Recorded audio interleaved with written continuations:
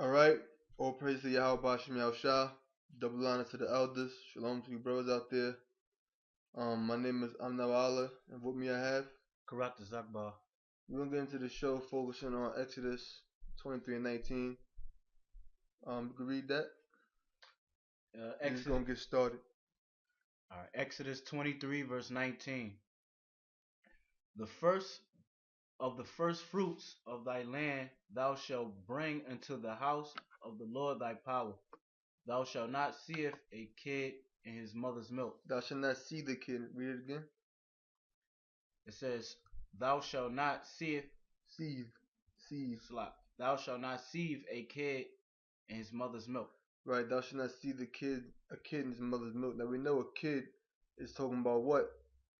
A young goat, right?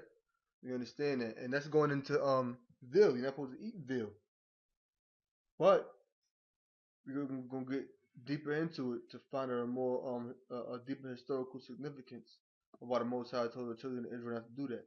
All right. Now I got some documents here. This is from a book called Magic in Ancient Egypt, right? This is page 82, and this is called this chapter is called Magical Techniques. Now I'm gonna read this.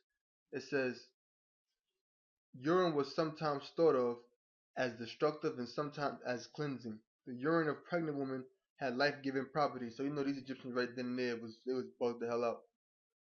The standard ancient Egyptian pregnancy test was to make a woman urinate on young plants. Hold on. Let me get something real quick.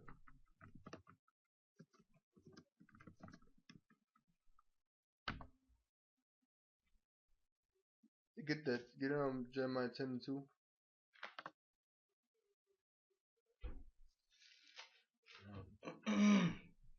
Jeremiah 10 and 2. Thus saith the Lord, learn not the way of the heathen, and be not dismayed at the signs of heaven.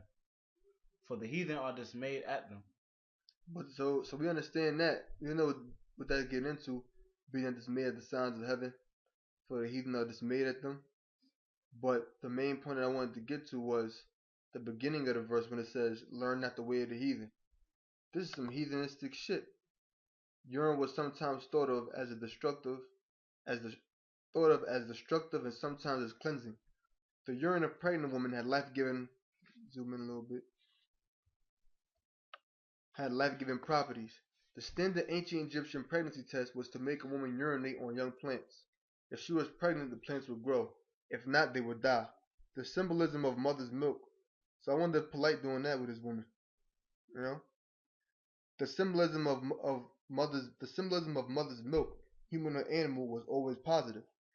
Women who wanted to find out whether they could conceive drink the milk of a woman who had born a son. What kind of shit is this, man?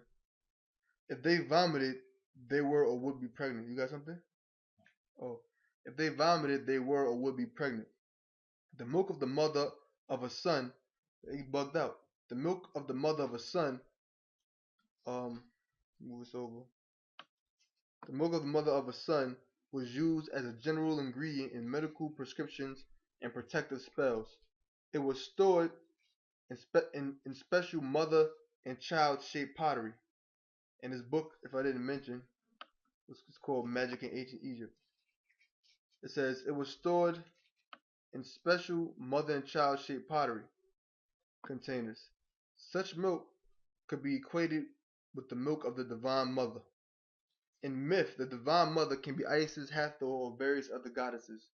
Figure 12. The infant god is commonly Horus, which goes back to Semiramis and Tammuz. This role is often taken by the reigning king in temple reliefs. The king can be shown suckling from goddesses in human, cow, or snake form. A pendant found in Tutankhamun's tomb shows him suckling from Weret Heku in her snake form. These Egyptians just bugged the hell out, man. Drinking the milk of the sacred cows kept in Hathor temples was part of the coronation ceremony and seems to have been regularly repeated to bestow life, dominion, and power on the king. In a magical context, the milk of any mother who had born a son could symbolize the divine milk and bestow vitality, strength, and power.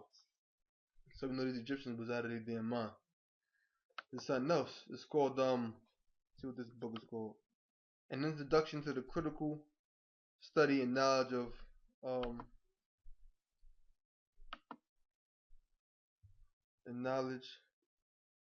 the Holy Scriptures, right?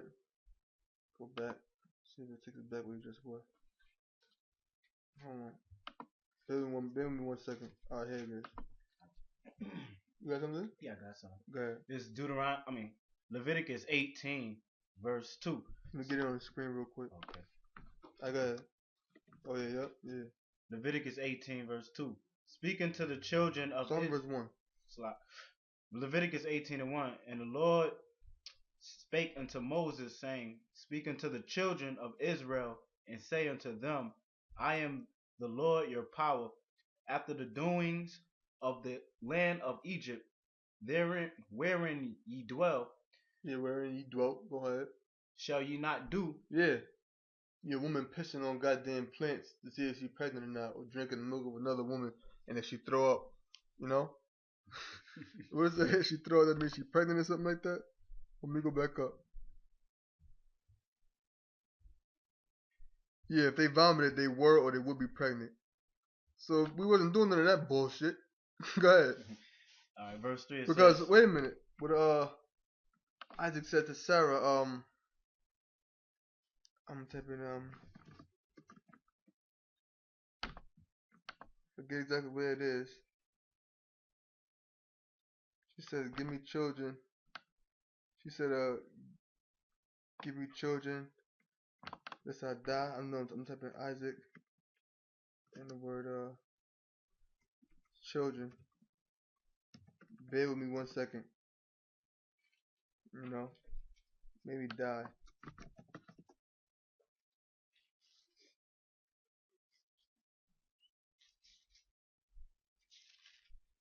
Where's it at? Was it Isaac?